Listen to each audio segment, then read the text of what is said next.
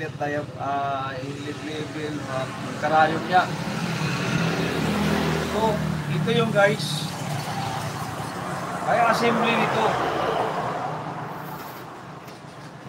For safety reason, balikan mo yung spark plug dito sa ano, kasi baka mahulog yung karayom dito at yan magpupos ng damage doon sa cylinder head mo. So, carburetor. Okay. So, yung carburetor natin guys ay ito na. Ito yung tinatawag na yung karayom niya. Yan. Yung needle. Float needle po siya guys. So may balancer yan. May adjuster yan. Ito yung balancer niya. Kung makita nyo to. Yan. Yan. Makita nyo. So itong karayom ay papasok sa dito. Ito naman yung pinaka-pin niya. Yung lock. Pasok dito yung lock. Pin. So, maglalaro yun. Okay? Iipitin ito ng screwdriver yung pin dito. Tapos, ang pinaka-adjustment niyan ay dito lang yung sa level niya. Ito. Adjust mo lang pataas, pababa. Pataas, pababa. So, isa din ito natuko sa yung takaw ng gasolina mo, yung ano na matakaw sa gas. Kasi pag yung karayom mo ay mayroon ng gatla dito yung rubber niya, isa rin yun. Ngayon, isa rin yan sa nagpupos ng weld ng chainsaw nyo.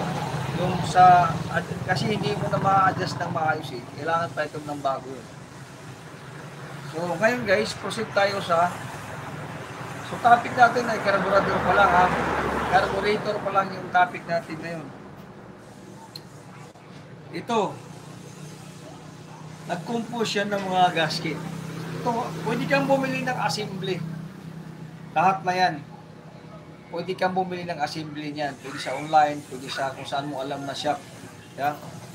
So, mag-comment lang kayo kung magkano ang halaga nito.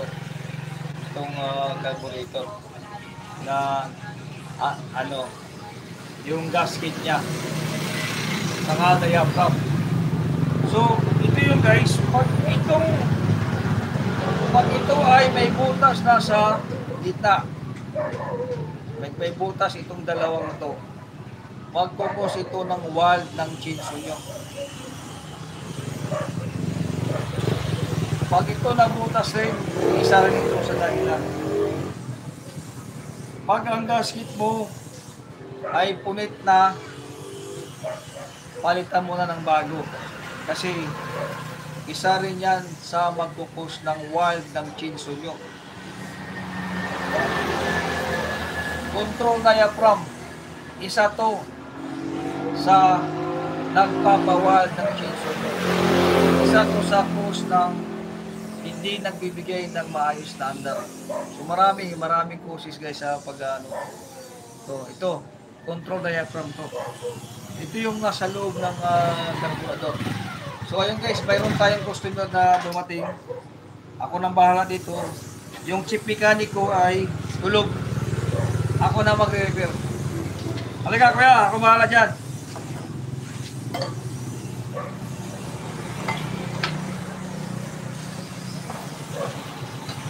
Pasok ko lang to guys kasi mayroon tayong customer na magpaparepair.